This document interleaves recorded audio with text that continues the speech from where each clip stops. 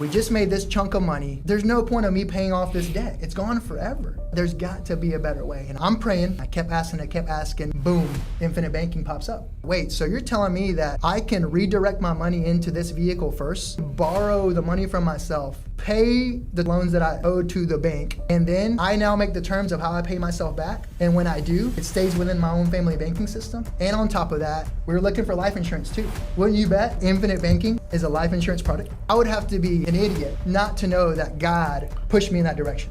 Everything I was praying for, he laid it out for me. You want to protect your family long term? Here it is. You want to learn how to properly flow money through your life so you can create generational wealth? Here it is. It checked every single box. For me, it was a no-brainer.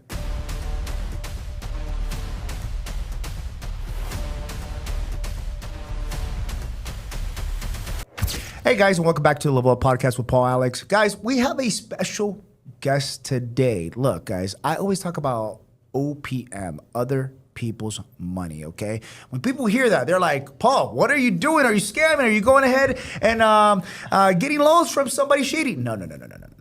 Here in business, guys, the key to life in the game is to know how to work the life in the game, okay? So in business, you always want to leverage your money, okay? And I'm going to be talking to a special guest on our podcast today that actually helps entrepreneurs go and actually build their own banking system. And that sounds pretty cool, right? So I want to introduce you to my friend Sergio. Sergio, welcome to the show, brother. Hey, Paul. Thanks, man. Thanks for having me, brother. I'm excited to be in Miami. It's been a while since I've been here. And yeah, I'm jacked, man. I'm jacked to share as much as I can with people and just add as much value as I can, brother. No, absolutely, brother. So let's dive into it, man. What were you doing before you got into entrepreneurship? Well, so I've always been into entrepreneurship. It started back in elementary school, you know, selling pencils in elementary school, candy, whatever we could. So it was kind of, so background, I'm originally from Colombia, South America, immigrant family just like yourself. Yep. My family came to the States for the American dream, yep. Right? So a lot of people can relate. And the hustle was always within my family, my mom, my dad, always watching them. Yep. So I've always been an entrepreneur from even a little kid. But I guess if you're asking kind of what I was doing before, like really jumping and diving into like what I consider entrepreneurship now. Yeah. I was a student, I was an athlete, I played Division I soccer and, you know, in the marketing space. I was kind of in the marketing space and we can go down that route because it's a fun story of how I got into the marketing world, which is really a lot of what we're talking about now. No, absolutely, man. So I love that. Division I soccer player. Yep. Dude, that's awesome. Yeah, it's a hard sport. I think it's one of the hardest sports out there. Oh, absolutely. Yeah. I mean, that's why it's worldwide. Yes, exactly. Right? Like what Pitbull always says. Yes, Mr. Worldwide. But no, so you were a Division I soccer player. Let me ask you, why didn't you stick with that instead of entrepreneurship? That's a great question. You know what? I think there's a lesson in this for sure. I got to a point in my career that I had to be honest with myself and say, am I willing to put in the work that is necessary to produce the result that I ultimately want? Yes. And when I looked at myself in the mirror, I gave it one last shot, and ultimately it came down to this. I looked at my competition and the guys that I was competing against. Yeah. And some of them I would just say had more raw talent. You know, I was good, I was fast, I was always the fastest, whatever. There's a lot of things that I had, but when it came down to like the raw talent and understanding the game, it just came so much more natural to these higher elite players. I had to work so much harder at it. So I was asking myself, am I willing to put in 10x the time of work that they're going to put in just to get on the field? Or do I redirect my attention somewhere else that will still help me create the life that I want and impact the people that I want? So it was just a conscious decision.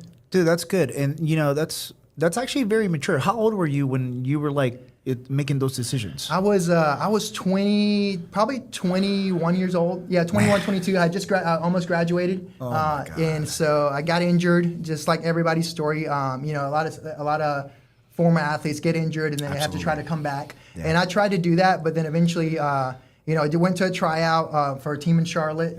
Yep. Made it to the last 11 that they were going to pick from, and unfortunately I didn't get chosen out of those last 11. And that was my last go at it. So age 21, you start looking at your competition, you try out, you don't get picked, you get injured.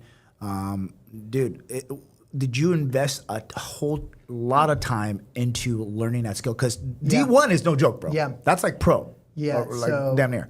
But like, how much time did you devote to soccer? Dude, hours and hours and hours. I remember, so this is a big name that people want to know, Clint Dempsey. Yep. Obviously, U.S. National team, played in Europe. So Clint was, I was going to say, probably 2 years older than me. He played at Furman University. Yep. I grew up 5 minutes from Furman University. And so I remember I would go out to train by myself in high school at Furman on the field. Right. And there's Clint training as well because he's playing at Furman at this time.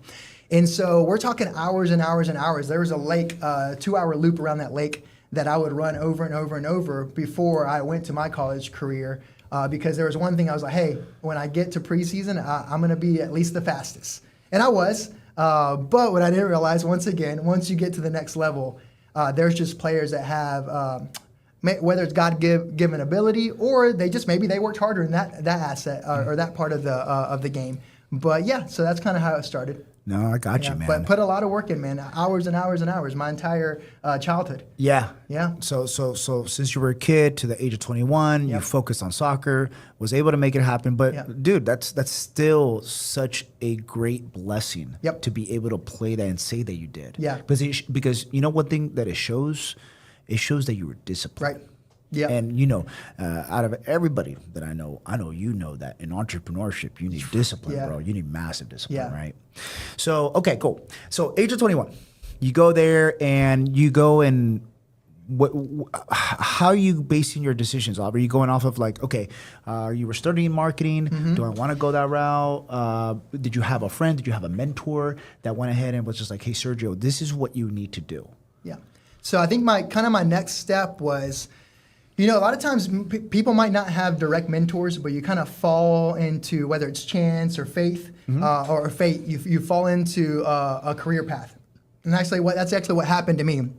When I was in college, I fell into the marketing world, the experiential marketing world. Mm-hmm. So I didn't necessarily have a mentor, but I fell into this space that was kind of going to be like my next pivot point. Like, what do I do next with my life? I'm outgoing, I like people, I want to do something that helps people and so on.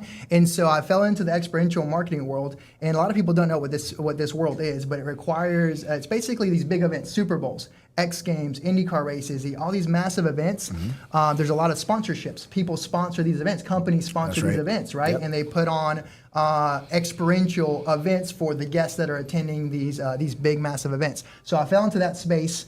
And as I was graduating, I actually studied criminal justice. Mm-hmm. So I was thinking of going into law enforcement. Realistically, yeah, man. I was thinking. What happened, dude? Well, this is what happened. This is part of the story. So I'm studying criminal justice, thinking of going. I'm going to hostage rescue. Yep. HRT. Yep. HRT is what I'm planning on doing. Going the FBI route, and this is my career path. So you want to do Fed? Yes. Okay. I was going to do Fed, but HRT, I wanted to jump out of helicopters. I wanted to do hostage rescue type stuff. Yep. I don't know if it just came from the movies, but anyways, regardless, that's what I wanted to do. Whether it was acting and doing it or doing it in real life, I just thought it was really cool. But that's what I was studying, that in psychology.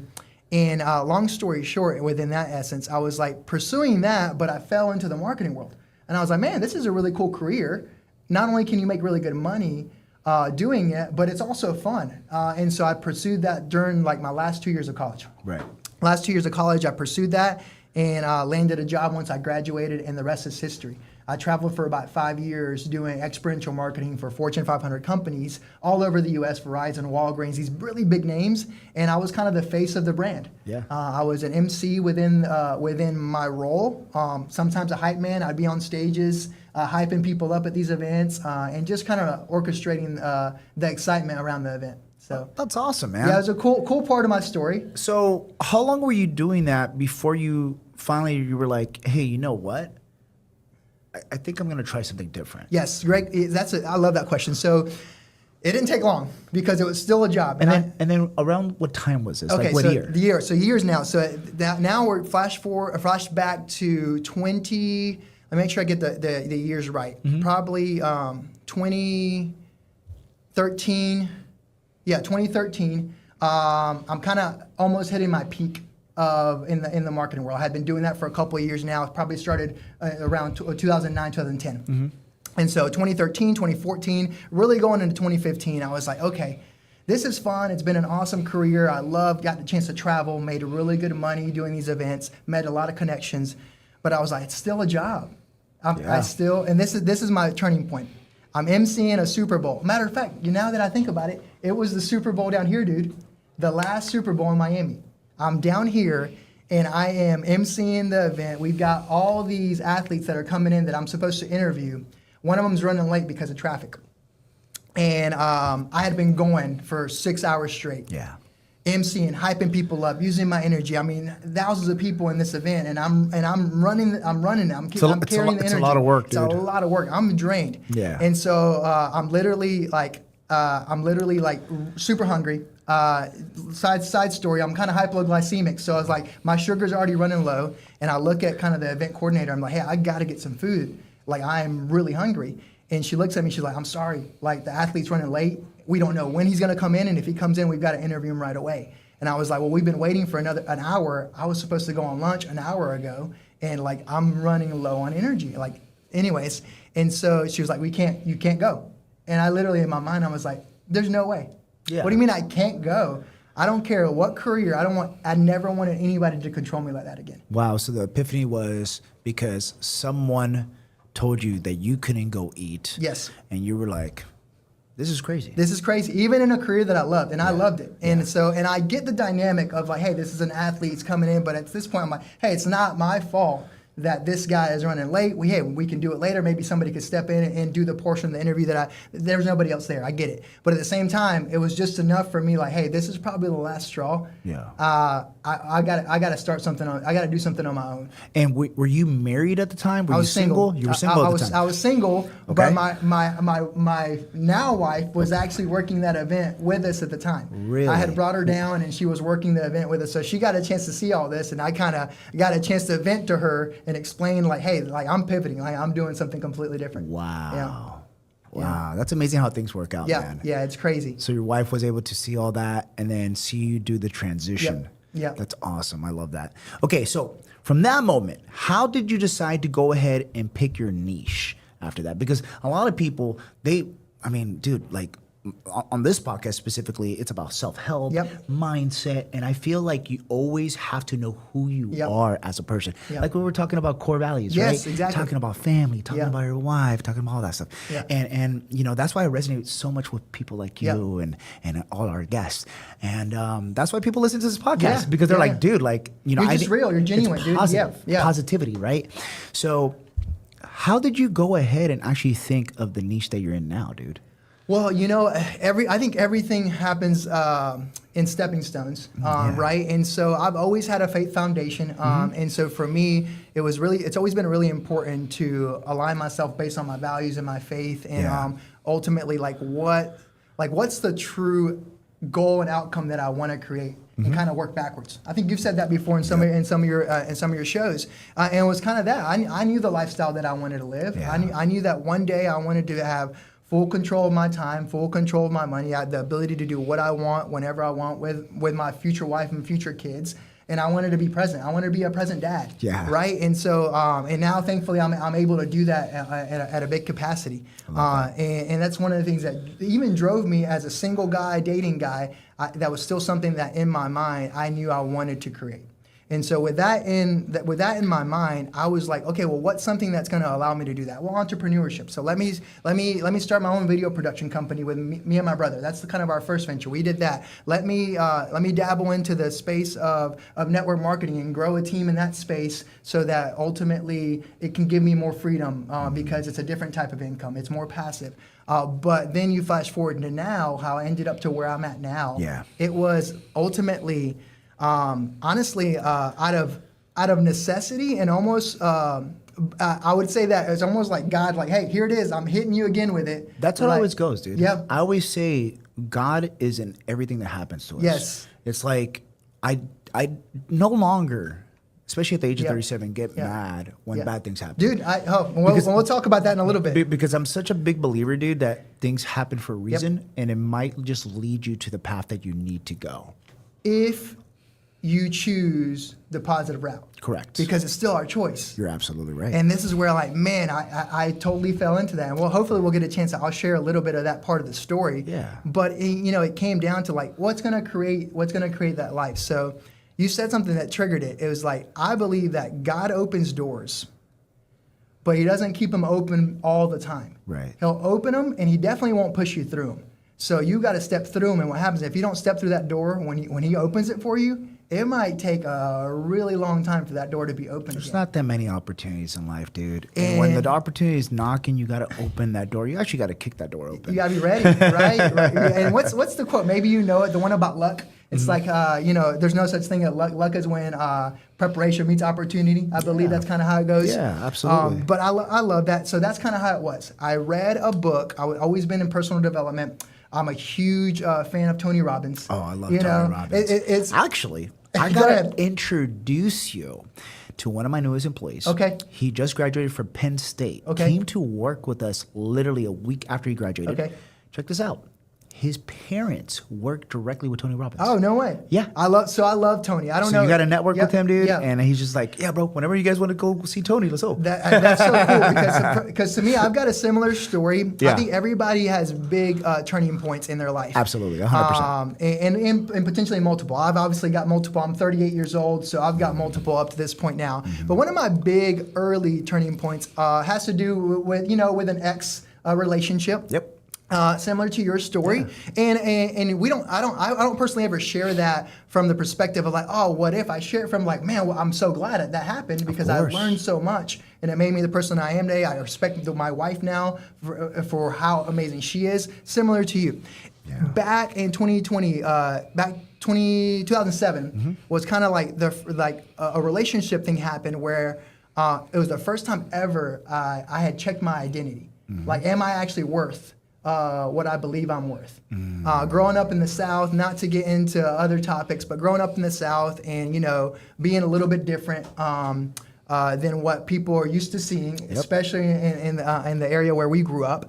I kind of just started questioning myself, even though I was a good person, I was a good kid. So you're saying being Latino? Yes, being yeah. Latino in the Carolinas. In the Carolinas. It's a little different, man. It's a little let's be different. honest. It It ain't is what Cali. it is, right? It's not Miami. It's not Miami. And people, even though people always assumed I was from those areas. But, I went through a short season after a breakup where I actually, for the first time ever, started questioning my self-worth and my identity. Yeah. And if I was worth. And I turned to Tony Robbins. And in 2007 on, just a massive personal development journey that literally changed everything for me mindset-wise. And then obviously trickled into everything else that we have now. But I read a book from Tony Robbins, kind of a course. It was one of his first courses that he ever put out that's called The Slight Edge. Yep. I was a college kid at the time, paid $350 for it, barely had the money to pay for it.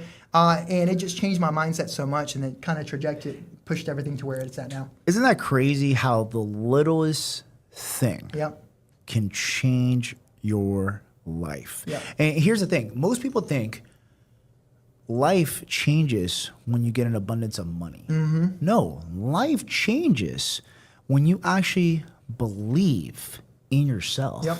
And a lot of people don't believe in themselves, especially now. Yes. Especially with everything that's going on. Why? Social media, man. Yep. Oh, dude. Social media is a double-edged sword. Ooh, it totally is, dude. Just had a previous guest. Yep. He's a bodybuilder, transitioned to now doing online, Kinda coaching, fitness coaching, coaching, yep. but he's doing it with his wife, Okay. which is awesome. Awesome. And they are a faith-driven couple. Awesome.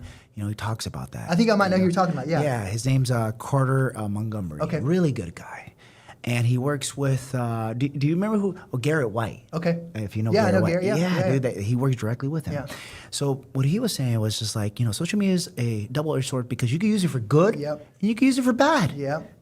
So nowadays, what's happening is people go ahead and look at their own life and they go ahead and they're like, okay, they're keeping up with the Joneses. Yes, dude. And keeping up with the Joneses won't ever make you happy, No. dude. I always tell people, stay in your own lane. Yeah. Focus on your own goals. Yeah. Just quit comparing. Yeah, dude, Especially it's- with social media, dude.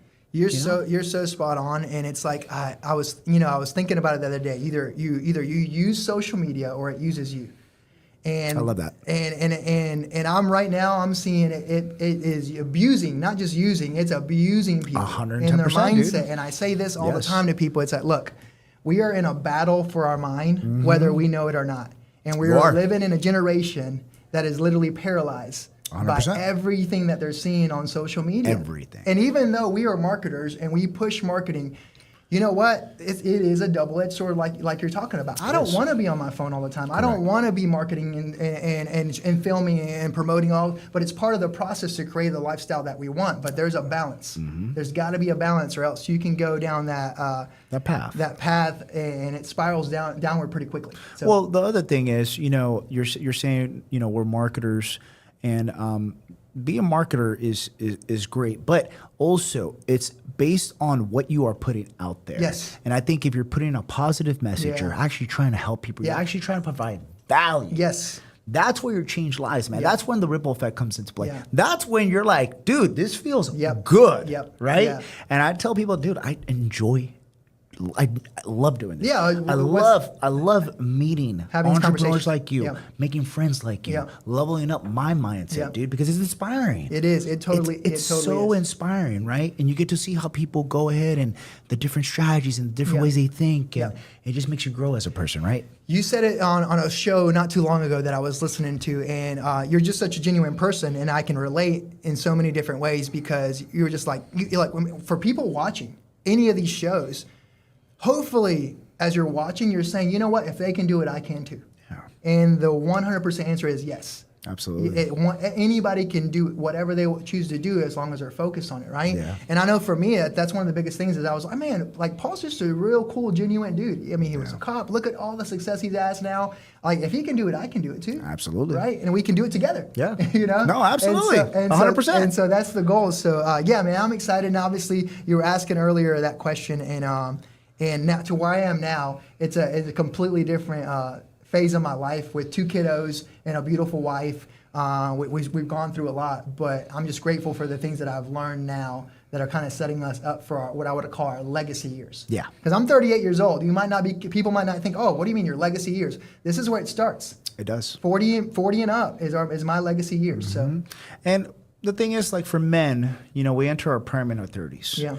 And for many men, they think they have to have it all solved. Yeah. They think that they have to be, especially in social media. Yeah. Nowadays, you got people pushing, well, you got to be a millionaire by the time you're 21, otherwise what are you doing? It's just like, bro, I didn't even know what I wanted to do at 21, you know what I'm saying? You have back injuries, you're a Division I player, you were like, dude, I'm about to go, play the World Cup, and then all of a sudden, all that happens, and you're like, what do I do now? Yeah, you're exactly right. Yeah, same thing with a couple of my guys. Division I football player, Texas, has scholarship, thinks he's going to go NFL, and then boom, back injury. Stuff can change like that. Stuff happens, man, and then you go ahead and you make the decision to either use it for bad or good, right? And that's what I tell people, man. It's definitely around who you are around. Yep. And I think self-development actually saved my life. Mm-hmm. Self-development saved my life. I believe it. I've seen part of your story, and I believe it. Dude, it really did. And people don't understand this. They think like they see all the materialistic things. They see like the lifestyle I have. But, dude, I've gone through a lot of dark places to be where I'm at. But what fulfills me and what pushes me every single day, what leads me to fulfillment, number one is my wife. Yeah. She's my best friend, dude. That's awesome. She's my best friend. She's my rock. But second, it's my family. Yeah. It's my family. It's my mother. It's just being around them, experiencing. Yep. Being able to go ahead and help them live life by design. For them, dude. Yeah, for them. Like, to me, dude, like, to be honest, I love this. I love to work. Yeah. And people ask, like, hey, dude, like, there's balance. I was just like, okay, let me tell you this question. I was like, when's the last time you took a vacation? I was just like, well, I took my wife to Paris, and I took to my mom and her best friend. Here's the thing, though. When you are living life by design, and you're able to live a life where you feel like it's a vacation every day. You don't have to vacate from it. Dude, exactly. Exactly. So it's just like, that's what I'm trying to go ahead and show other people. But then also I'm trying to help other people get to that point in their life where they use probably what I've done as a stepping stone, right? Dude, and I'm so grateful for that. I'm so grateful for that. And I'm inspired by that, because as I watch your story and watch what you were able to do for your family, your mom, and your siblings, right? And you've helped a lot of your immediate family. And for me and my brother, that's one of our biggest goals as brothers, is to just like be the ones that change it for our generation. And it's just so inspiring, because like who out there listening doesn't want to level up and be that one in their family that changes it generationally for their entire family. Dude, bloodline breaker. Yeah. Bloodline breaker. Gotta be. I'm inspired for that, man. I cannot wait. I hope that I can come back and look at this video and not just prove it to people, but just be an example of like, look, when I talked to Paul, I hadn't yet been able to retire my mom, my dad, and all my siblings and my immediate family. But a couple of years later, I did. Yeah. And this is the stepping stones that I took to create that. Absolutely, man. And I really tell you, one person can change your entire life. Yep. And because I'm a big believer in network. Yep. I'm a big believer in energy. Yeah. And I'm a big believer in environment. Yeah. It wasn't until I actually extracted myself Yeah. away from where I'm so used to being Mm-hmm. and where I lived and the same people and the same mindset. And then when I moved, dude, that's when everything just 100x. Yeah. It was crazy. It wasn't even 10x, it was 100x. It was 100, like Yeah. it was insane. Yeah. It was insane. When I tell people, they already don't believe me about how I was a detective and Yeah. all that, and I'm like, well, dude, you could just look me up on the Yeah, records in yeah. California. It's very easy. Right. But on top of that, they're like, dude, there's no way you used to do all that crazy 5 stuff. years, right? 7 years. 7 years. So still, it's 7 years in law enforcement, 5 years as a detective. But and the then- journey, I'm saying, the journey was. Yeah. crazy. But like, no, dude, like, I'm telling you, like, it could go very fast. Yep. It could go Yep. very fast once you go all in. Yeah. Sergio, let's dive into how did you get into infinity banking, dude? Like, Yep. okay, first off, because we have a lot of beginners Yep. that listen to this, dude. So Yeah. you know me. Hey, we gotta break it down. Okay. Right? Because infinity banking can mean many things. It can. So Yes. let's break down what infinity banking is to you. Okay. Second, I'm a storyteller, dude. So Okay. I love to hear stories. So how did you find out about Okay. it? How'd you learn about it? And then we'll take it from there. Okay, let's start there because this is the Fern journey, and it talks about the concept in a realistic way. Okay. The concept is all about the ability to compound your money Okay. for generations. So think about the word compounding, right? So for me, the first time that I actually heard about a concept that is similar to infinite banking, like you said, infinite banking is the current term that people know it as now. Okay. Right? Before it was a different term because it was packaged in a different way. This was a little bit before 2014. I came across an article that was actually talking about how people could use whole life insurance in some type of special way to purchase vehicles for the rest of their life. Okay. So I was like, and I was reading this article, and it was like, old school article, all just email and numbers and stuff. But it was so intriguing to me because it was like, wait, a car is something that all of us are going to need. We're going to buy maybe every 3-5 years, not only us, but our family members as well. So we're going to invest a lot of money into cars. Yeah. And what the article was talking about, what if you could capture all that money within your own banking system and redirect the flow of the money? All these terms, like, that sounds awesome. I want to say that was probably 2013. Went right over my head. Okay. Even though it sounded really cool, I dove in, no joke, probably about a day and a half, sent it to my brother. I'm like, Los, this looks really cool. I tried to explain it to him. I butchered it, couldn't explain it. He was like, what are you talking about? I mean, it sounds okay, but you can't even explain it, whatever. And so it went over my head. Next year, flash forward 2014, Tony Robbins came out with a book, Money Mastered the Game. In chapter, let me see if I quote it perfectly, chapter 5.6, massive book. I mean, that book is huge. I don't know if you've read it, but it's a big book. I had to listen to it because I'm not a big reader, but I'm a good listener. And so I dove into the book, got to chapter 5.5, listening to all the money principles, got to chapter 5.5, boom, the door, God opens the door again, and it just triggered like, wait, that's that thing that article was saying about Tony's calling it something different. He's calling it private banking, he's calling it PP something, all these different names. I was like, but that sounds really amazing. Like that sounds like the wealth secret that I've been missing. Guess what I did again? Yeah. Just kept reading. Again, 2014, kept reading, bro, and I'm just like, okay, now flash forward to about 3 years ago. So 3 years ago, I had, me and my wife had the privilege of getting an end-of-year bonus in one of our companies, significant end-of-year bonus. At the same time, it was around COVID, and at the same time, we had just moved into a house, bought a new house, and you know how that is. When you buy a new house, you don't just buy a house. You buy a bunch of other stuff with it too. Furniture, absolutely everything. And no matter how well prepared you think you are, That's- that bank account starts draining. Yeah. It starts draining. 100%. So anyway, so we're in that season of life. Our bank account starts draining. I'll start seeing it. COVID happens, and I lose one of my biggest production contracts that I have. Wow. 10K a month. Lose it. Completely gone. Wow. just moved in to our new house. She is 2 months from giving birth to our first little boy. I lost that massive income, completely almost drained our savings, and upgraded our house with the things that we needed. Okay. So let me paint the picture real Yeah. quick. I like how you set it up. So you got stuck on analysis paralysis. Yep. You start, reading up on infinity banking, Yep. Tony Robbins' book. Keep reading. Yep. You're just like you're thinking about it as a great idea, but there's no execution. Yep. Let me ask you. Yep. During those times where, before everything happened with the house Yep. and the COVID, and then losing that, Contract. big contract, was it because you were comfortable? You know what? I would have to say, if I'm honest with myself, Yeah. yes. Like it's lack of strategy, comfort, kind of just things were flowing.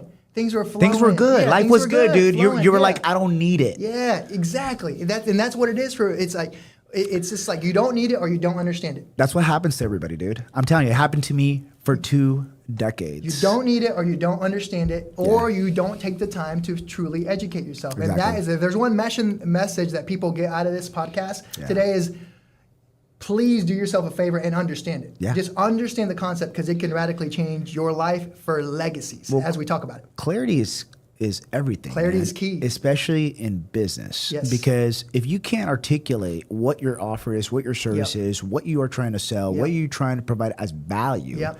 because people have to perceive the value. They have to see it for Yeah. themselves. And if you're not able to land it on that target, Yep. dude, confused buyers don't buy. Yes. That's yes. just flat out what it Well, is. you said it. So every year we have a family word of the year that we just meditate on, we pray on, and whatever. Guess what my word was? You said it. What is it? Clarity. Love that. Clarity is our word of the year. We I have love it that. plastered on a whiteboard in our living room, and it says clarity because this entire year was about getting clarity about how to never put ourselves in that position again. And, I love that, dude. And the story, not to go super in the faith, but I'm a faith guy, Dude, And I'm a faith guy, and Yeah. I, you know what? We were in that season. And I'm a man that prays, and so I got in my prayer closet and I was praying. I was like, "All right, Lord, look, I just had our baby boy.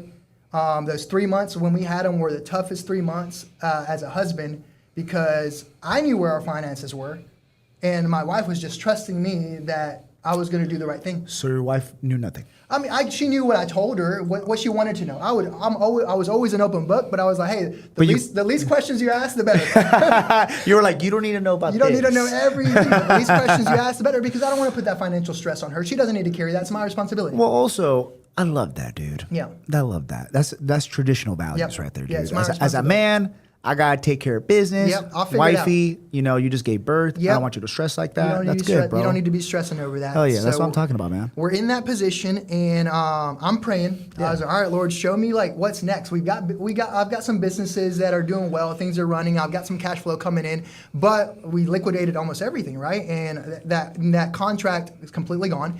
And as I started praying, He opened the door again, but I was ready this time. The door opened wide again. And I was looking once again. Thank God we got that bonus, end-of-year bonus for one of the companies that we were building.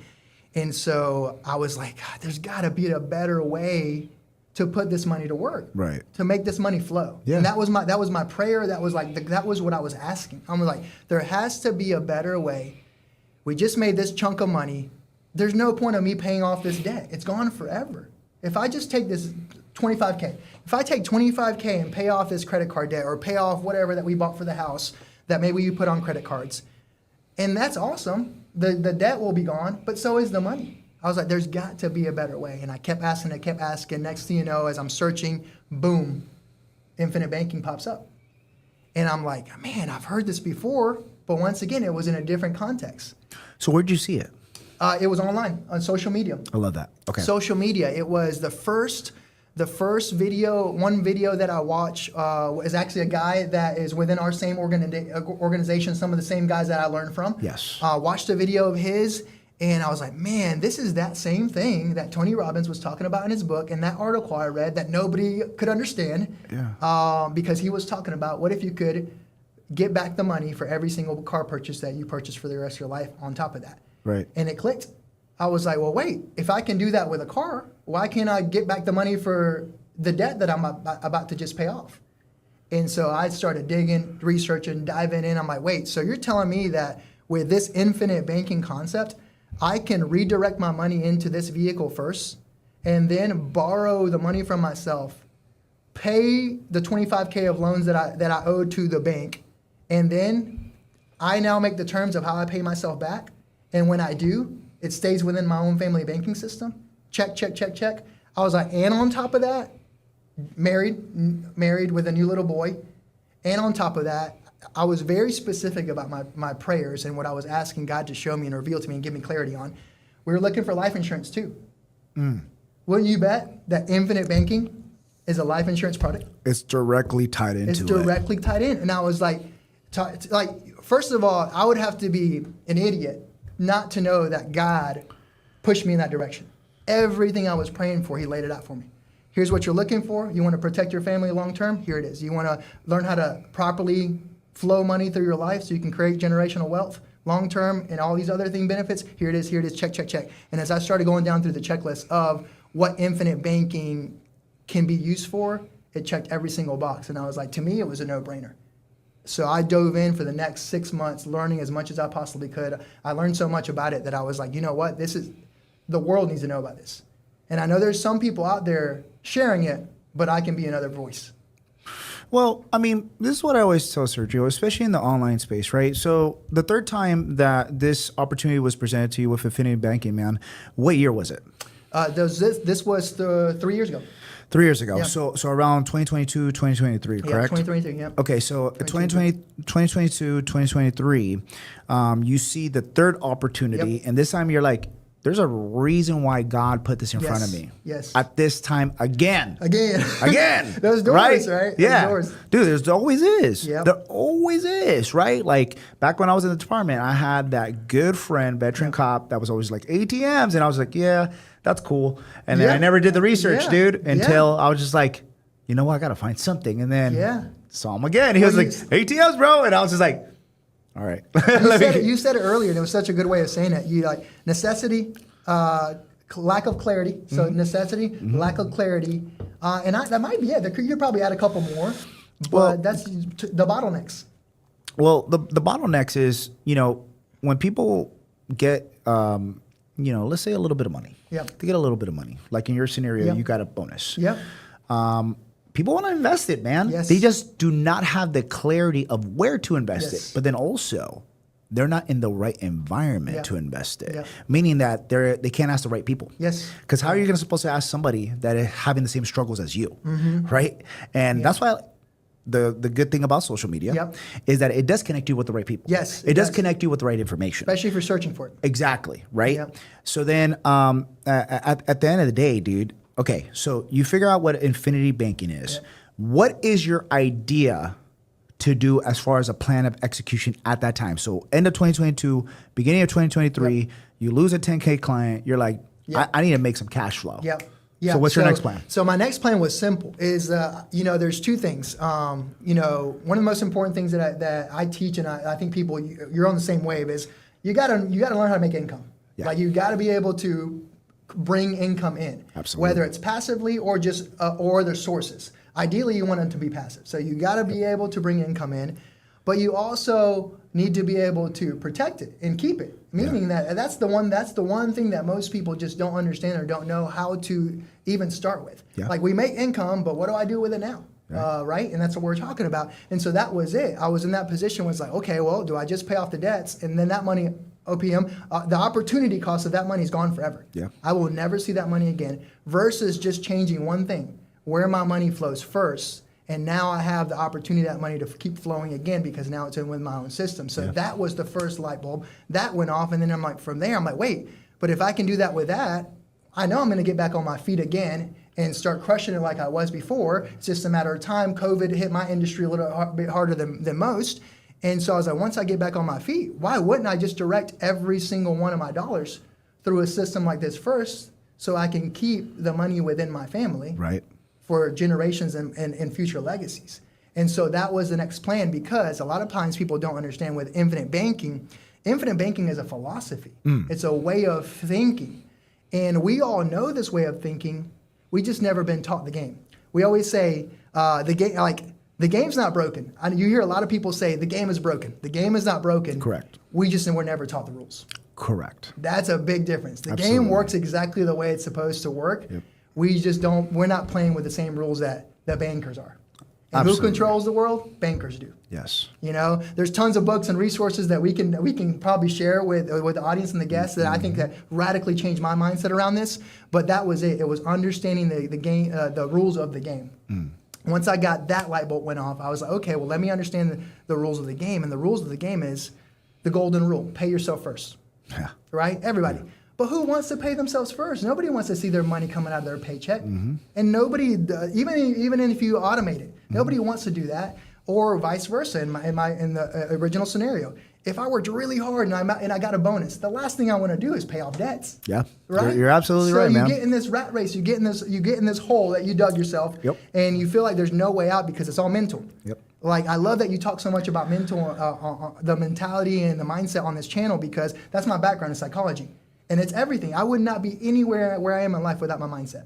Absolutely. It's the first thing it's the first thing that I help people fix. 100%. It's 100%. It's the one thing that I needed to fix. Yes. As a man, as an adult, Yes. as an entrepreneur, Yeah. as a husband, Yeah. as a friend, Yeah. as a leader. As a leader, yes. Right. But what's really cool about your story, sometimes there's people within their journey that they get to do it at the same time. Yeah. You got to do it at the same time, which is pretty cool, based from what I saw. Some people don't get that privilege of getting to do it at the same time. Sometimes sometimes, in my opinion, God's telling you, hey, you need to fix that mindset before I open this door that's going to fix the money stuff. Yeah. Right? Or vice versa, right? And so back to kind of that idea of the light bulbs going off, it was the golden rule: pay yourself first. And I was like, well, what? We all know what that means, but why don't we actually practice it and do it? Right. Because it's a broken system. What if a system allowed us, like infinite banking, what if it allowed us to pay ourselves first and basically take back the banking function, and then from there redirect all our dollars and still do everything we want to do? For example, a lot of times that when I'm sharing this with like wealthy entrepreneurs, they're like, yeah, but why wouldn't I just take all my money and then just invest it? Why would I put it into that system first? I was like, well, you're missing the main concept. It's the flow of money. I'm not saying you can't go invest. Infinite banking is not an investment. It's a storehouse. It's where you steward your money in the most effective way, because this gets into the nuts and bolts of it, because it continues to compound. That word that we started with, compounding, uninterrupted compounding, is massive. And that is what infinite banking allows you to do. When you store your money in there, it compounds without uninterruption for generations, and you can still use the money for other things. If you want to invest it, hopefully it's a good investment. Yeah. Because not only do you have the money growing over here guaranteed, but if you invest in a really good spot, now you've got a spread that's even better, and now your money's working in two places. I love that. And so it's just like, the more I learned and the more I started diving into it, it was like, this is too good to be true. And why doesn't everybody know this? No, absolutely. So I'm huge on social proof, man. So what would you say, okay, let's do a mini masterclass now, okay? Yeah. Infinity banking, if somebody wanted to go ahead and leverage this, what would you tell the average person? Because I always say I'm the average person, man. I'm a blue-collar guy, came from an immigrant family, you know. Similar stories, right? Similar stories, dude. Like, you know, I'm not the smartest guy, but at the end of the day, I was able to make it happen. Why? Because of mindset. Mindset, and then going ahead and building my network and going ahead and asking questions and getting the right mentors, right? So we have a lot of people here that want to take advantage of everyone's advice, but they just don't know how. So break it down to the very beginner that doesn't know anything about this, but then also tell them exactly how they would be able to make their money work for them. So that's a great question. A lot of times when people are learning about the concept, keep in mind, it is a concept, and the concept only works with a properly structured whole life policy designed through a mutual company. All that mumbo jumbo that I just said can go over people's head. It's okay. Just know that that's the only way the product works, and it's okay. You just have to work with somebody that knows how to do that. But a lot of times when people hear that, they think, oh, it's only for the wealthy. Right. It's not. It's super beneficial for the wealthy because they've already had the capital and they just have never learned to use it in that way. So Yeah. before you go on, Sergio, Yeah. what are some companies that you would recommend to work with? That's a great question. There's the top five that we work with. We work as a brokerage, so not every single company might be the best fit for you. So Yeah. we lay out all the scenarios out and we figure out what your game plan is and what your goals are. Yep. But top companies, off the top of my head, you've got One America. Yep. You've got Mass Mutual. You've got Emeritus. You've got Lafayette Life. There's one more. There's like five that I think that I think are in that top category. And there's reasons, and we have tons of education that we can send people towards identifying which one might be the best for them. Right. So, but they have to be mutual. That's one of the most important thing. And then you can get into some nitty gritties that are a little bit more masterclass, technical type stuff, Yep. which is important depending on the strategy. But the overall foundation where most people are going to get started, not that important in the beginning stages. In the beginning stages, it's just helping people understand, even if they're not making that much money, redirecting the flow of the money. Because that's sometimes I'm working with a really close friend right now, because I work with all types of people. Obviously, my ideal client is people like entrepreneurs that have, for some reason, just never heard the concept explained from somebody that they trust, and then helping them redirect and create generational legacy and wealth. But I also work with close friends and family, just like me, that I'm like, hey, anybody can do this. It's helping them understand even a small amount of money redirected into your own system is way better than just spending your money through the banking system the way that we all do. Yeah. Because you're just letting it go. It goes back to the opportunity cost again that we talk about. Is every time you spend a dollar, even if it's cash, it's gone forever. But if you're willing to play the slow game, and it doesn't have to be that slow, that's what sometimes people miss too. Redirecting the money into a system like this, you'll come out on top no matter what. And that's what's really cool. So hopefully that answers it quite a bit. Yeah, no, absolutely, man. So you work with one of these companies, and then essentially you have to go ahead and make sure you get the right policy. Yep, it's got to be properly designed. Yep. Okay, it has to be properly designed. And what are some factors that like people, I guess, choose? Yeah. In order, that's very common, I guess. Yeah. So great question. So factors, it depends on the strategy. So I'll use my personal example. Yeah, man. Personal example. Lead by example, brother. Yeah, right. I'll use my I wanted a policy design that gave me a significant amount of cash value right away, so that I could then eliminate outside debt and transfer it within my own system. Right? Because that was my first policy, the one that I was going to design. My second policy and my other ones are very different. Now, if we have time, we'll go into this. So you can have multiple policies. You can. That's badass. It's pretty cool. Yeah. And like you're literally are building a family banking system. That's cool. And the more you learn about it, the more you dive in. It's not all this hype, and you see on social media a lot of people hype it up and promise you're going to become your own banker and use these big terms. Right. But they're not supposed to be hype. They're just factual. Like it just is what it is. Like, what do banks do with our money? Guess what banks do with our money? Guess who has... They loan it out. Yeah. They loan it out and they charge people interest. Right, but Yeah. guess who has the most policies that I'm describing, like this infinite banking, properly structured whole life policy with a mutual company? Guess who has the most policies? Chase? Banks do. Yeah, Banks. I was going to say Chase. Banks take all our money and they go do that exact thing Yeah. that the average person can do. Right. But we just don't know we can do it. But we can. So- it's just like, it's this world that's like, what? So Sergio, like the policies that you have, you have three or more? I have four. You have four. Okay, so the Yeah. policies that you have, you said the one that you basically wanted to use so you're able to leverage your cash the fastest. Let's talk about that one. Okay, because let's talk about that one. I think most people that are listening to this, they're like, okay, but I'm not trying to wait to invest my money into a policy and then I have to wait like years to go ahead and take it out. I got some really cool examples. Yeah, so like break down some examples of what would be effective. Let's say if somebody has some money to play, dude. Like let's say they have 50 G's. Okay, perfect. They got 50 G's, which majority of my listeners, just based on like who my audience is, majority of people got 50 G's. I mean, that's just what it is, guys. Yeah. So they're like, what? Your clients all got 50 G's? I was like, yeah, my clients got 50 G's. So how do I put it to work? Right. Yeah. So like I said, you got the strategy. We talked about that a little bit. Like people understand the debt stuff. It's like, hey, if you want to open up a policy to tackle bad debt versus good debt, you can do that, right? Yep. Same thing. The strategy and the philosophy is the same. The only thing that changes is the numbers. Okay. Right? And so if you've got more money to play with, you just design it a little bit differently for what your outcome is going to be. I'll give you a perfect example that I think everybody will relate. Let's look at my brother. Both my brother, we kind of do business together, but he does ATMs with you guys already. Yep. Right. We got a couple ATMs. He does remote closing stuff. You know, he's learned with you guys on that. He just launched into the credit card processing stuff. Yep. Well, guess how we did all that? You leveraged the policy. Exactly.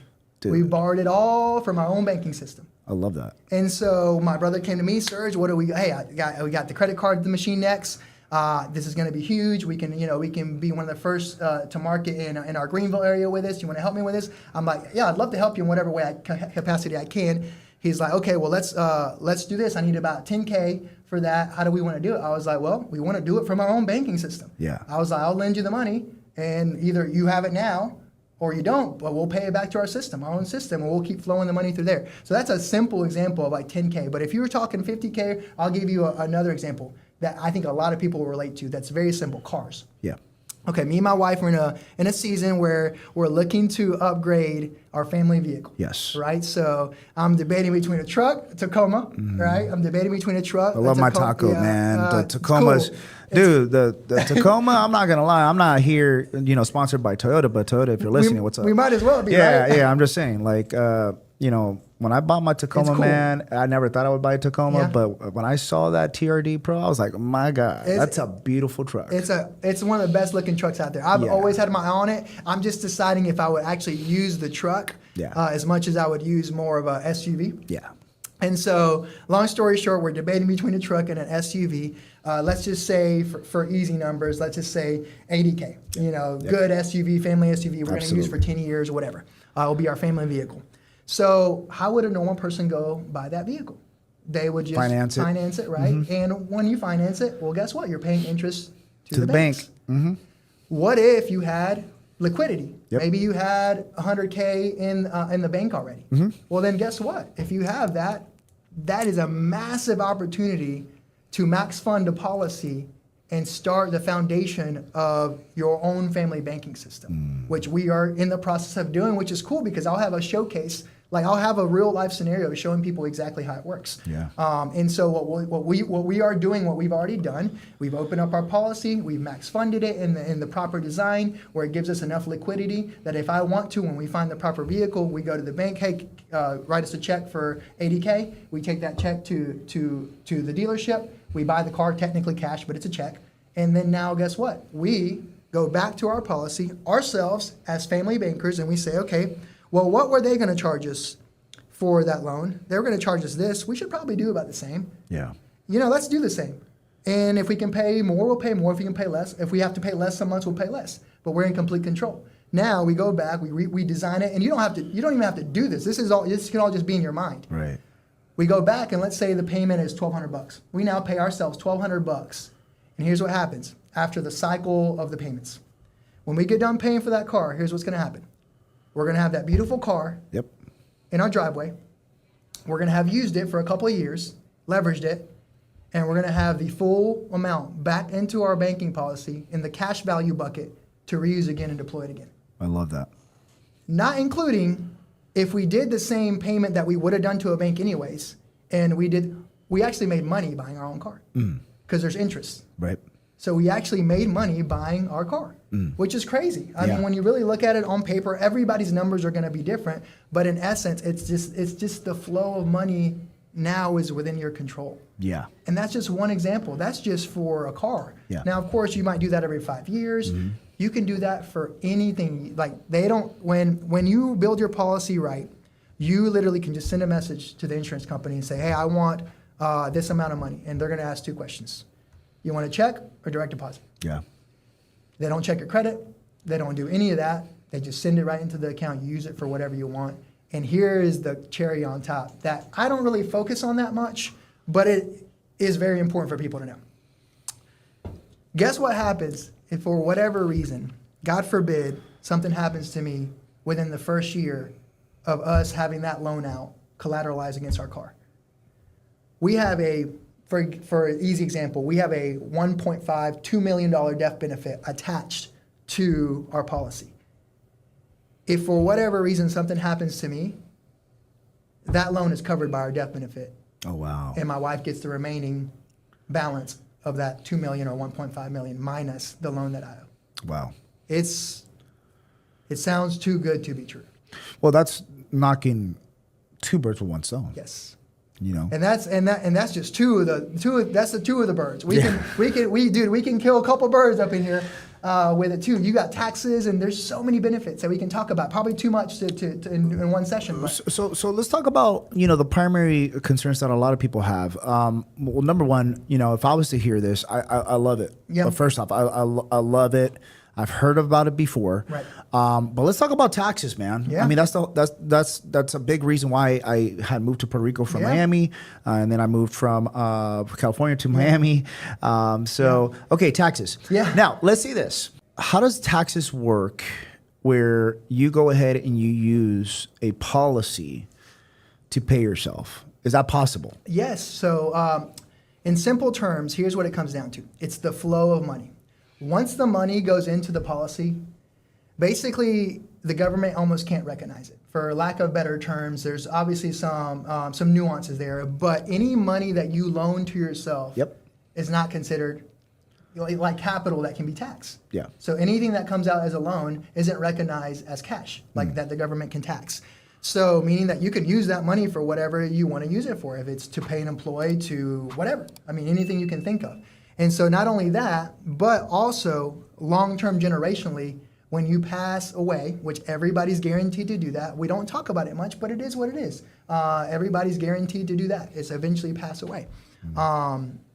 And obviously nobody wants to do it sooner than they have to, but when it happens, hopefully your family's protected. Right. The entire death benefit minus any loans, like we talked about, gets passed on tax-free to your heirs.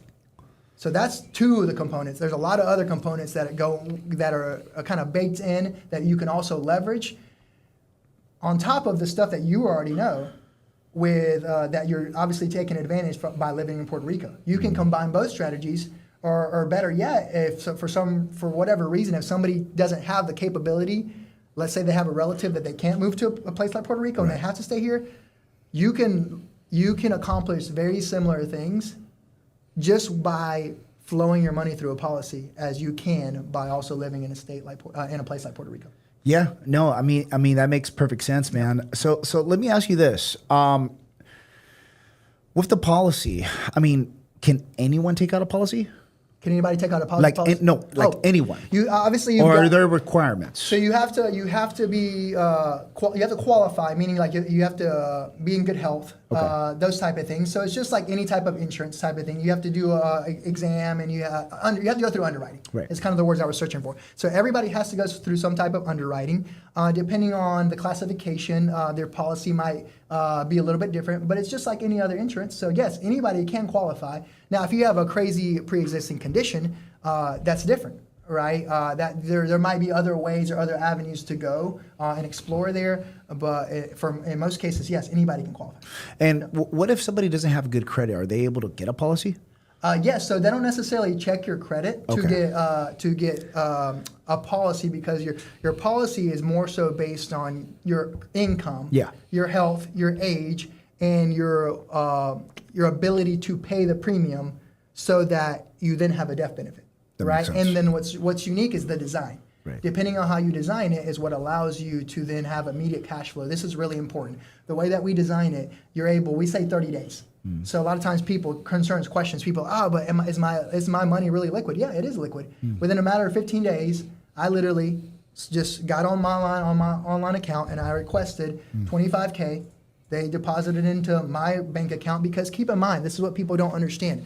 You're not competing with the banks. You're just doing the same thing that they're doing anyways. You just do it first.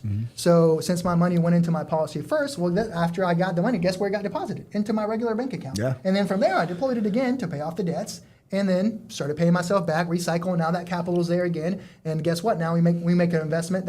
Here's the thing. That same money that I use, here's like, boom, the light bulb. That same money that I used to pay off the debt when we moved into the house and when I started learning about it is the same money that my brother just used to get the credit card machines. Oh, wow. It's the same money. Yeah. Because I just paid it back and I kept flowing it. Yeah. Wow. Big picture.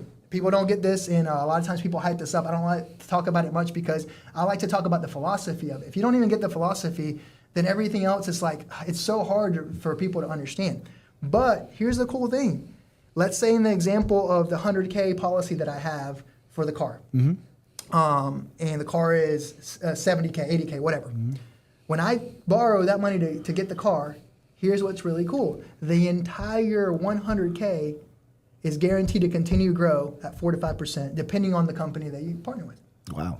So that's what's crazy. Your money is still growing no matter what. At that level. Yes. So even if you pull some of that 100K, it's still going to grow like it has 100K. Yep. That's amazing. It's amazing, bro. Yeah. It's like, and you're like, how? It's the way the insurance product is designed, and it's the same exact things that banks do because we're on a fractional system. And this is why the banks are able to, when you put in a certain amount of money, they can lend it out 9x. Yeah. Yeah. We're playing the same game. They just never taught us. No, that makes perfect sense, man. So let me ask you this. Yep. Okay. This will be a good one, dude. All right, I'm ready. All right. What personal pain point or life experience made you realize that there was a gap in how people approach money and self-empowerment? Man. I'll repeat it again. It says, what personal pain point or life experience made you realize there was a gap in how people approach money and self-empowerment? Man, that's a deep question, and one that it's getting my heart pumping. Yeah, brother. I think it's not understanding that life hits everybody no matter what, Yep. and not being properly prepared.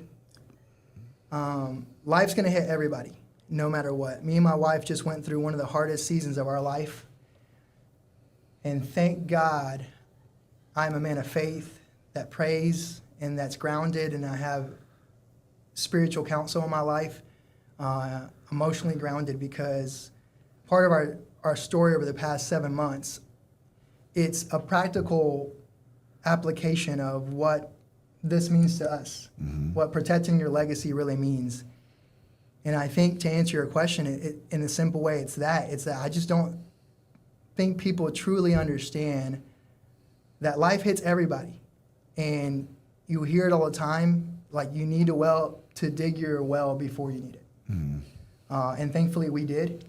Part of our story and I love sharing it now because it's our overcoming journey. Me and my wife got to, for the first time in 7 months, got to sleep in the same bed a week ago. Yeah. Since our second little boy, Kai, was born. Love that. Because he was born with a heart condition, unexpected heart condition we did not know. And we had the most magical, and I want you guys to take you through this journey. We had the most magical at-home birth. Both of our boys have been at home birth. My wife is a beast. She is the strongest woman I know, put it that way. Yeah. The most magical at-home birth where, I'll save you guys the details, but I got a chance to catch my little boy, Kai. Wow. We had a water birth, and I caught him, and he's a miracle. He's a blessing. He's perfect. But 10 to 20 hours later, we are in an ambulance, or she's in an ambulance with him on the way to the hospital, and I'm driving behind her. Yeah. Because he's losing oxygen at a really rapid pace. Oh no. Not knowing what was going to happen, we just knew that he had a heart condition. So we get to our local emergency room. We walk into a room about the size of this, and there's 35 people in that room. Wow. 35 doctors, nurses, experts in that room. And, to say I was overwhelmed is an understatement. We walk in there, and they start giving us the debrief, and just to kind of shorten up the story a little bit, they basically tell us, hey guys, he's got a pretty serious heart condition. We're not going to be able to operate on him here. He needs to go down to Charleston. And it's tough. And they told us that a helicopter was going to have to come pick him up and fly him down to Charleston, but that we weren't going to be able to be in the helicopter with him. Oh man, that's hard. So, excuse me. No, you're fine, dude. And so, so they get our little boy, they put him in this helicopter, and me and my wife have to get in a car by ourselves and drive 3.5 hours. And it's crazy because I still remember it like it was yesterday. I remember looking up and seeing the helicopter lights flying above us and looking at my wife. And this is the first time I've ever shared the story. That's good. And really, the first time I've gotten a chance to, man. It's all good, bro. Let it out. First time I've gotten a chance to really, like, process it all. And I remember looking at her and holding her hand and realizing that everything that I learned from Tony Robbins, everything that I learned from every single book from 2007 until that moment, that was my chance to prove it to her that I was strong enough to support her and myself. Yeah. And so, man, it was the craziest, toughest 3-hour drive that I've ever had. Thankfully, we put on some worship music, and we just decompressed our minds, and we get to Charleston, and I'm sharing all this to get to the point of your question, and it's like 2 months at one of the best hospitals that I've ever been in. As we see our little boy go through a roller coaster of events while we're there, and they do the surgery on his heart. He was born with his 2 main arteries switched. His were like this. Wow. They're supposed to be switched so the oxygen flows and things like that, whatever. Yeah. But thank God they were able to do a very successful surgery, and we were able to be released. Actually, we got released on Thanksgiving Day, so we were super, super thankful that day for sure. We got released, we get home, and then the medical bills start coming in. Yeah. And so, once again, to answer your question, I think it's that. I think it's just like people, like it's your responsibility to get educated financially. Nobody else is going to do it for you. Yeah. God's only going to open the door once, twice, maybe 3, like he did for me. But I can't promise. I don't know how many times God's going to open a door that could radically change your financial future and help you dig a well before you need it. I'm so grateful that we dug ours, that I got financially educated, because when that $1 million hospital bill came in, I didn't even blink. I said, we got this. Yeah. We can figure it out. We're good. We're good. Thank God we can figure it out. Insurance did not cover it all because we did not have $1 million coverage of regular insurance for health. So we had to get creative with the other stuff. And thank God we had a vehicle like Infinite Banking to leverage to take control of our cash the way it's designed to be, the way the game's supposed to be played, because now money can't control us. Dude, that's amazing. That's amazing. And then you're not able to worry about your finances once you get into the system because you're paying yourself back. Yes. Which is the most powerful thing that you could do. Pay yourself first. I mean, that's it. I can't explain it any more simpler than that. Yeah. Like literally, I'm in the process of writing a book. That's the name of it. Pay yourself first. Dude, I was about to say that needs to be your slogan. Like that, Pay that's yourself it. first. Like it is. I mean, we all know the golden rule. We hear it everywhere. Pay yourself first. Pay yourself first. Can somebody please just show me how to do it? Hello, we are showing you how to do it right now. Yeah. We are showing you how to pay yourself first.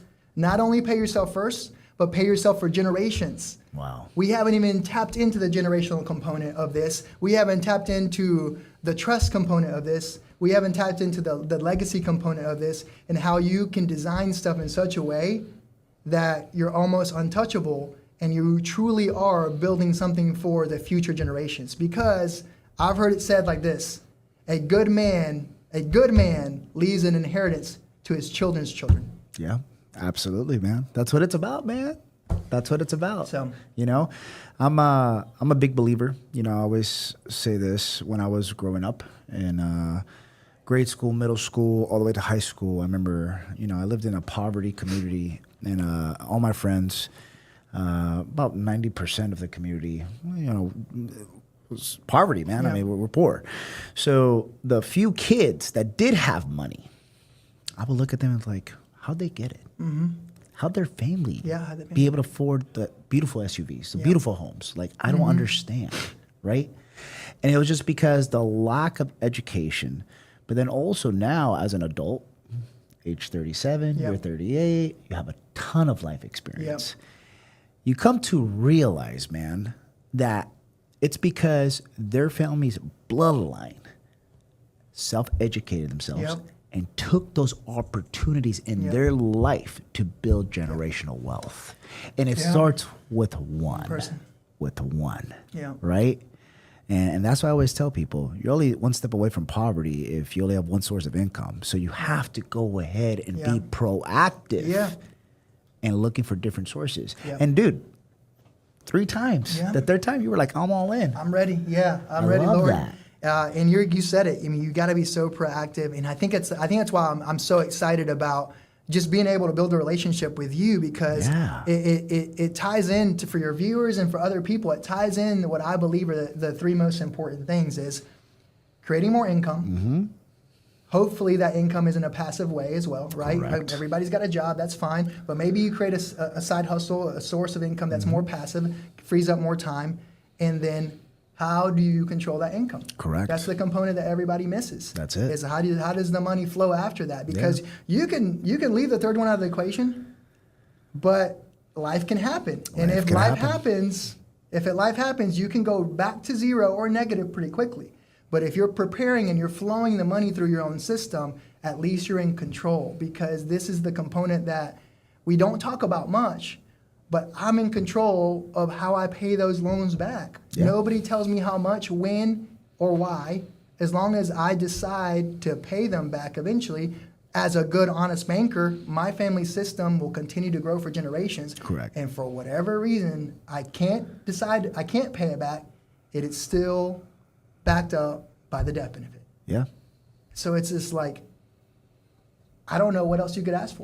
It's a great safety net, man. It's a great safety net for you and your family. It's a Yeah. great safety net for just your overall well-being, Yeah. especially if something was to happen Yep. to one of your family members or you, right? Yeah. So, dude, I love that. That's such a great story. It's very powerful, dude. Thank you, man. Very powerful. Thank you for sharing that, brother. So let's dive into real quick. Yeah. What does protect your legacy mean to you personally? Oof. And the follow-up question to that, and what legacy are you building? Okay. I love it. Well, I mean, here's the thing, protect your legacy, to me personally, Yeah. is my kids Yeah. and my wife and our future kids. Mm-hmm. Here's what protect my legacy means. And it's beautiful because until you have kids, I don't think people truly understand that we are privileged with teaching our values to a next generation Yeah. and steward them in the proper way that they continue to thrive and bring value to the next generation and so on, and the people around them. My little boy, who is about to be 3 in August, his name's Cristiano, the oldest one. His name's Cristiano. After his mom, not after the soccer player. I gotta preface that because people always like, oh, you named him after Cristiano. Well, I was about to say, dude, I knew you were thinking it. you were a Division I Yeah. soccer And he player. is my bro. favorite player. I was just like, in my mind, I know Emilio was thinking it. He was probably like, bro. He is my favorite player, Amelia. So Yeah. I killed 2 birds with one stone. I'm really good at that, at Yeah. doing that type of Yeah, stuff. yeah. So my wife's name's Kristen. Yep. Cristiano's my favorite player. I was like, okay, if they're boys, I get to name them. If they're girls, you get to name them, right? And so I was like, well, let's do Cristiano. We'll just spell it the way, like your name instead. And so we spell it K-R-Y, because that's how my wife spells her name. And we call him Tion. So he's got tons of different nicknames, Tion, T, whatever, but he's awesome. And here's the part of what protect your legacy means to me. He looked at me the other day and he says, Mama, Dada, I can't wait to be. He was just thinking in his head. I can't wait to be. I can't wait to be an abuelo and a papi. Aw. And I'm just like, dude, you're not even 3. What are you talking about? Right? Abuelo and a papi. But it's the cutest thing ever, because that to me is what protect your legacy means, is that we are in a space mentally, financially, emotionally, that we can pass on the values that are going to make both Tion and Kai amazing men of God that can then find amazing women of God that can change future families for generations. Yeah, the ripple effect. The ripple effect. You know, so there's so much more that goes into it, you know, but in essence, it's as simple as that, is that it's so much more than just a slogan. It's so much more than just a brand. It's so much more than just what it means to me. Because the reason that I came up with this name specifically was because when you say it, when you see it, when you read it, I don't want you to ask me what it means to me. I want you to ask yourself what it means to you. What does it mean to you? Like, what does Protect Your Legacy mean to you? Yeah, like... I'm curious. No. Yeah, I was about to say, it's very similar, and it's very similar to whenever I speak at events or webinars, I always ask people what's their why. Yeah. That's exactly what it is. Yeah. It's just like, what are you planning to do to protect your why? That's the way I see it, man, because my why is my legacy. Yeah. You know, I always say this, and, you know, everybody knows this, is that, you know, I am the bloodline breaker for my family. Yeah. I was the first one to break generational wealth to an immigrant family. Yeah. You know, my mom coming from Peru, man, working hard.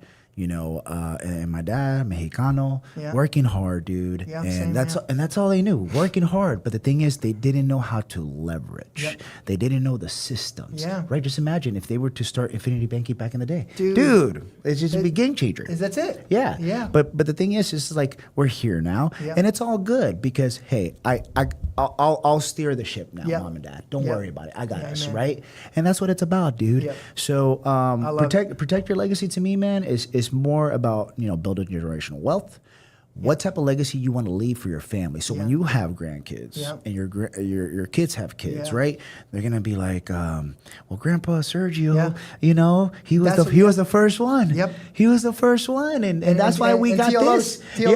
Yeah, and we got this and that, and you know, and that's just what it is. And dude, I'm actually embracing getting older, bro. Like I'm actually looking forward to it now that I'm like married, and I'm looking forward to having a son and all that, dude. You guys are gonna have such a special dynamic as you step into familyhood and fatherhood, dude, because you've done something that most people never do before kids.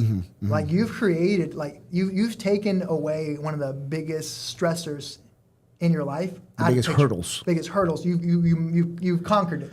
Yeah. Before the kids even, like, I'm so jacked for your future kids, dude.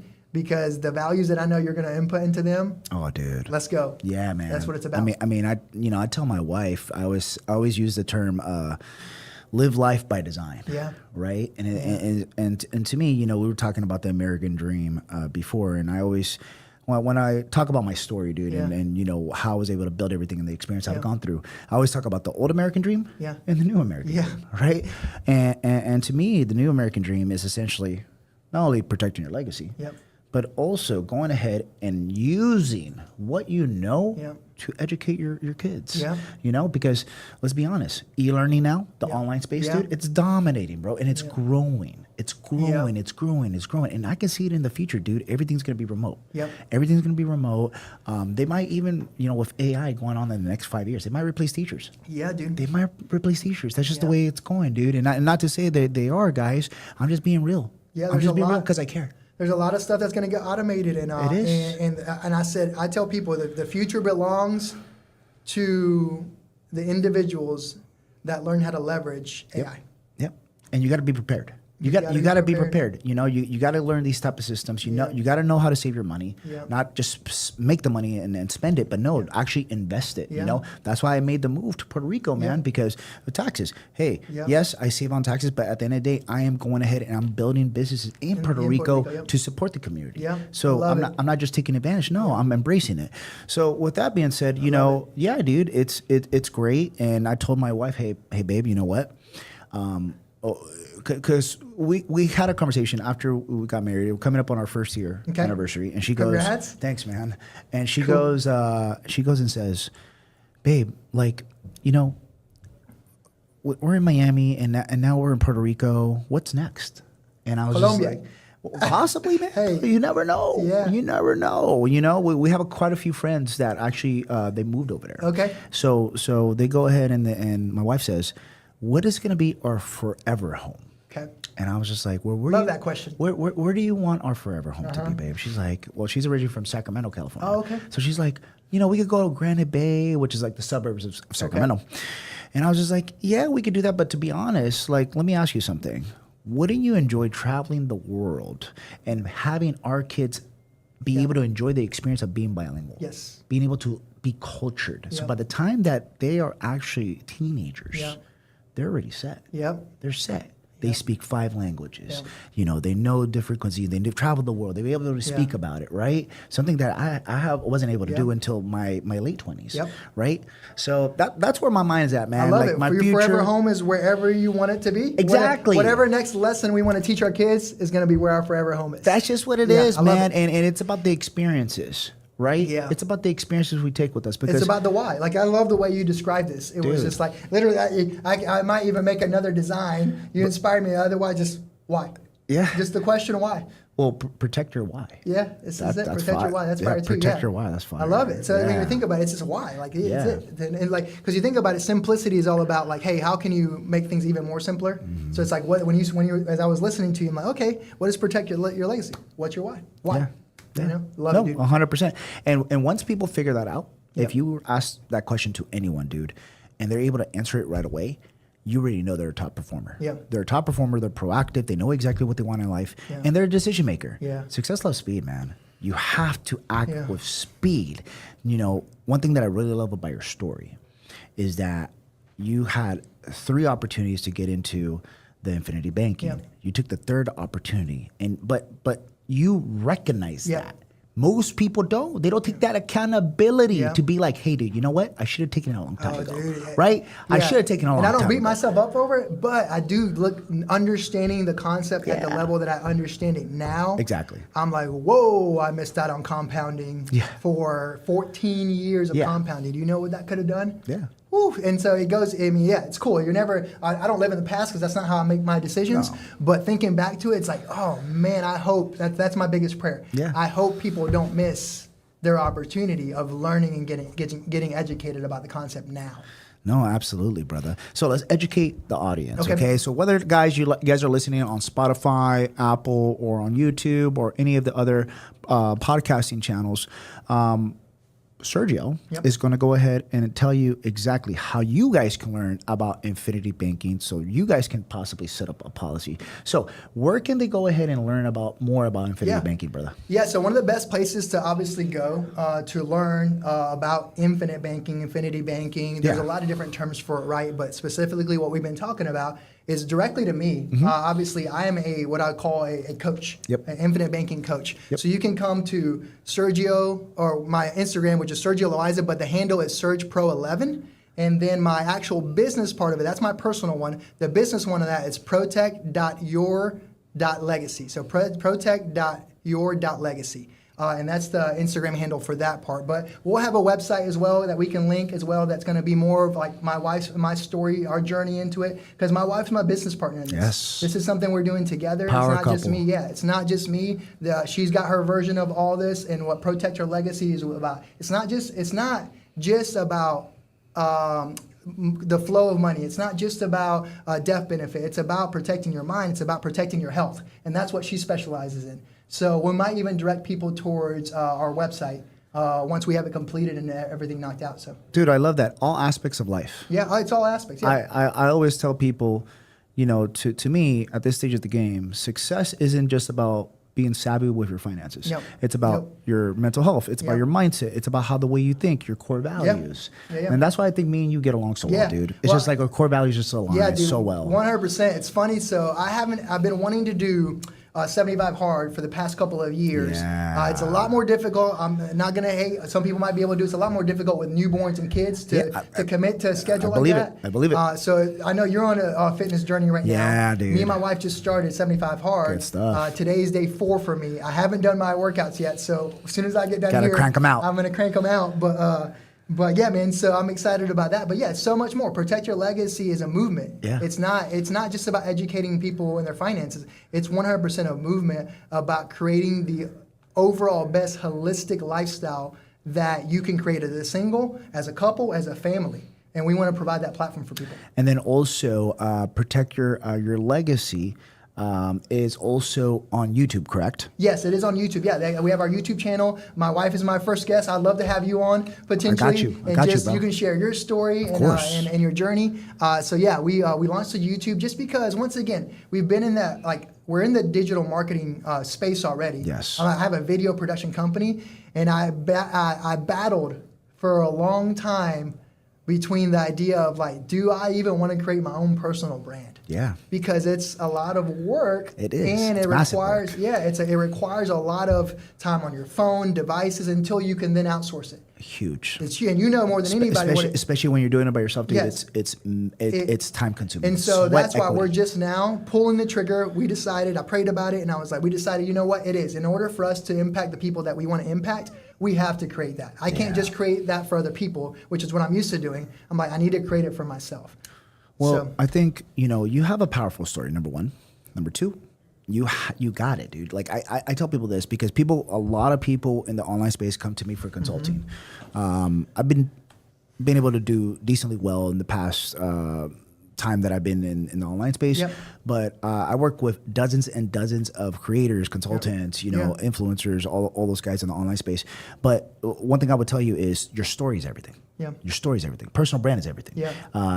What they call in marketing, attractive character. Yeah, it's you and the wife being the face. Yeah. Being the face because people are buying into you. Yeah. People are going ahead and going to listen to you and the wife and your story. Yeah. And that's what makes it powerful. And my wife's better looking, so people are definitely You gotta get the mixture, bro. Gotta get the mixture. It's so funny because I showed you guys this profile, you and your wives. I'm like, they're like, dang, they're really attractive. I'm like, yeah, they are. And it's like, I showed her one of you guys' pictures. I was like, but yeah, my wife's more attractive than I am, so that's a good thing. No, that's great, man. That's great. No, I love to hear that, and thank you, bro. Yeah. My wife, when she listens to it, because she listens to all the podcasts, Awesome. she always asks me the guys. So she's gonna ask me about the guys, and Yeah. I'll be like, dude, you gotta listen to this podcast. You're gonna love it, and she's gonna blush when she listens. Watch, So I'll tell you, dude. I got to share this story real quick if you don't mind. So Yeah, go ahead. I'm walking down the planned aisle. Yep. And this lady looks up at me and reads my shirt. I had like a sweater on with my bigger logo. Yeah. And she reads it and she mumbles it to herself, "Protect your legacy." And then she kind of mumbles it to herself. And then as I walk by, she says this out loud so I can hear it.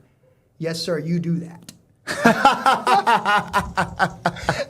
I love that. I text my wife, I'm like, "Babe, you better get out. Next time you got to come with me before I get snatched up." That's it. That's it. One of these ladies is about to get me. So I love that. I thought it was hilarious because she was like, "Yes, sir, you do that."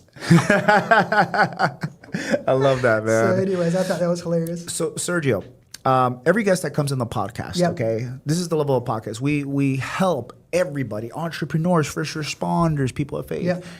to level up their mindset, Yeah. but also self-help is huge, huge. If you guys read my book, From Blue to Digital Gold, that's all I talk about. That's This the one right here? majority. Boom. That's it. That Boom, I one got right it. there. Hey, that's quick promotion. And I got it signed, guys. Hey, quick promotion. Not yet. Boom. Not after, Oh, not after, yet? Okay, after, I got it signed. After, guys. But with that being said, okay, some words of motivation, man. I mean, dude, you're a man of faith. Yep. So I know you can preach, bro. Yeah. There you go. You got the audience. Man, dude, words of motivation. Guys, I encourage you to find a quiet place, whether you are people of faith, find a quiet place that you can ask questions, deep questions that will get you thinking Yes, sir. about your future, about what you truly want to create. And more importantly, I encourage you to find people that have holistically the quality of life that you want to emulate. I always tell people this, look, nobody's self-made. Everybody that you ever come across has learned something that they're currently doing from a previous generation. So the quality of our life is not simply determined by the quality of questions we ask, but it's determined by the quality of people that we choose to emulate. So it's really important to choose wisely who you want to emulate. I'm going to be very transparent. Brother, I want to emulate you. Like what I've been seeing and what I see you've created, like I want to emulate that. I appreciate that. Man. And I admire that. So find people that you want to emulate, do whatever it is you got to do to get around them and add value to them as well so that you can become a version of them, but in your own space.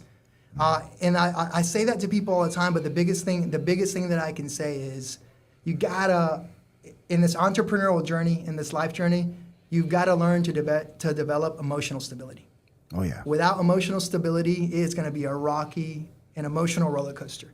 It's not a fun journey. It's not fun doing it alone, and it's definitely not fun doing it when your mind is not under control. And so I'll leave you guys with this. One of my absolute favorite books, whether you're a person of faith or not, is by Napoleon Hill, Outwitting the Devil. Oh yeah. We are living in a generation where I believe if you can't control your mind, it's going to be controlled for you. Yes. If you can't control your mind, it's going to be controlled for you. That is so powerful, especially with social media. That's it. I mean, that's it, bro. Good or bad, choose your side, guys. That's it. If you don't choose control yourself, it will be controlled for you. Yeah, we are living, like I said earlier, we are living in a generation of paralyzation, whether people know it or not. Yeah, absolutely. Yeah. And guys, if you guys need to go ahead and follow Sergio, you guys want to contact him, you guys need to connect with him, network with him, okay? You want to learn more about the system that can actually pay you back instead of the banks. Yes. Pay yourself back. Right. You know, make money work for you, cash flow, right? So, guys, if you're listening to this on Spotify, Apple, YouTube, wherever you got, leave a 5-star review, guys. Add a friend. Tell a family member, okay? At the end of the day, your network is truly your net worth. We'll catch you on the next one.